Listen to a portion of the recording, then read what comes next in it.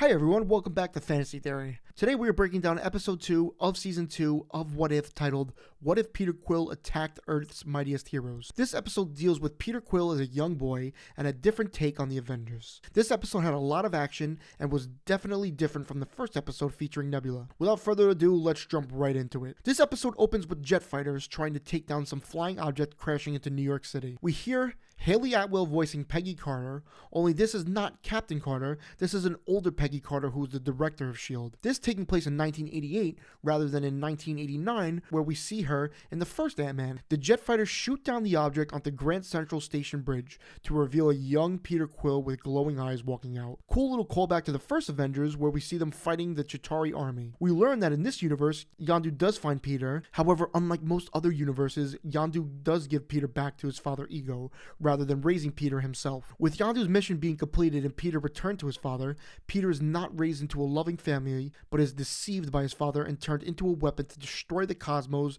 and do his father's dirty work. This was basically what Ego was trying to do in Guardians of the Galaxy Volume 2, only to be unsuccessful. We will see, however, that Peter Quill still has the same outcome as Peter Quill in Guardians 2, but we'll get that later on. Ego takes Peter's Walkman cassette and destroys it, saying he won't be needing it, ultimately cutting Peter off from his humanity and his mother. Taking away his humanity will make it all the easier to deceive him. I also want to point out that this Peter Quill and Peter Quill in the MCU are wearing the same clothes the day they were taken away from Earth. Now in the trailer breakdown, I thought that this character was General Ross. However, it's obvious that this is Tony Stark's father, Howard Stark. Peggy convinces Howard to assemble a team to stop Peter Quill. Howard Stark says, the We Are the World stuff only works on the MTV. This is a nod to the popular We Are the World song in the late 80s, a song featuring many artists of the time that won many MTV Music Awards. This is what I mean by a different take on Avengers. The new assembled team includes Hank Pym and his daughter Hope, T'Chaka, T'Challa's father, Bill Foster using the Ant-Man technology,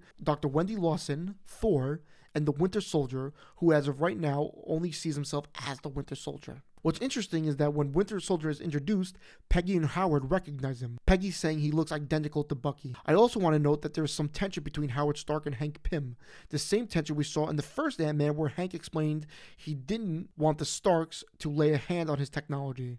Another note, when Howard Stark meets T'Chaka, T'Chaka brings up his father donated some vibranium to the S.H.I.E.L.D., where Howard explains we lost a shield made of vibranium in the Arctic Ocean, this being a reference to Captain America the First Avenger, where Steve is frozen in ice. We see Wendy Lawson, her real name Marvell, but we know her from the first Captain Marvel movie. She is sporting the same green suit that Captain Marvel wore in the first movie. As we see the Avengers struggle to fight Peter, Thor is introduced, the only one able to contain Peter. This Thor acting much different than the party Thor we met last season. This one is much more serious and mature, kind of like the Infinity War Thor. Hilariously, Peter Quill mistakes Thor for someone from the famous rock band Van Halen. This makes sense because Peter does love the music at this age, so it lines up. Thor explains that he retrieved the Celestial Seed from Missouri, where Peter is from.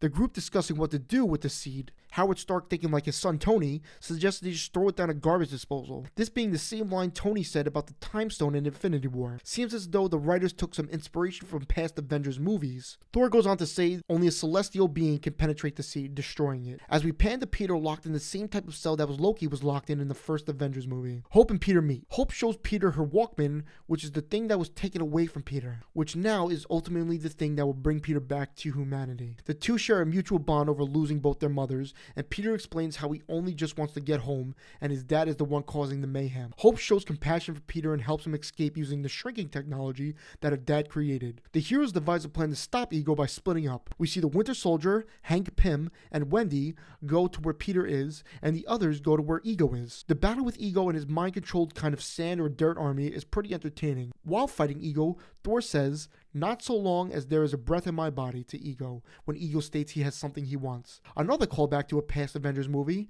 this one being Age of Ultron, where Thor says, "As long as there is life in my breast, I am running out of things to say." This showing, like I said before, Thor is much more mature than he would be at this time of the Earth 616 timeline. The battle continues and it's not looking so good on the one side.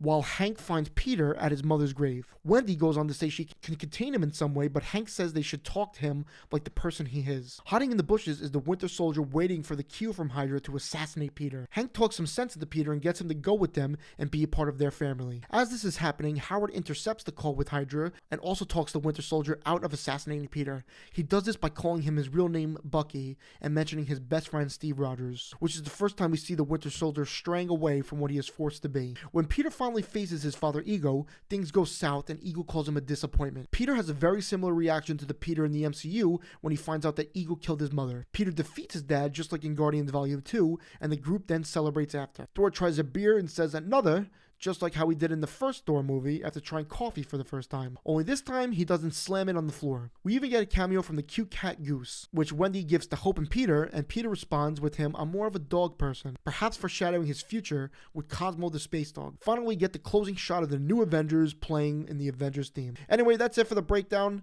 There was a lot of battling in this episode, which I really enjoyed. Like I said in the last video, I had a good time breaking down this video, but on to the next one. We're getting a new episode every day until the 30th, which I actually really enjoy, so keep expecting videos. Where do you think this season is going? Do you think there's going to be another team up, or are we just going to get standalone episodes? Anyway, please like, comment, and subscribe. Thank you so much for watching, and I'll see you all in the next one. Have an incredible day.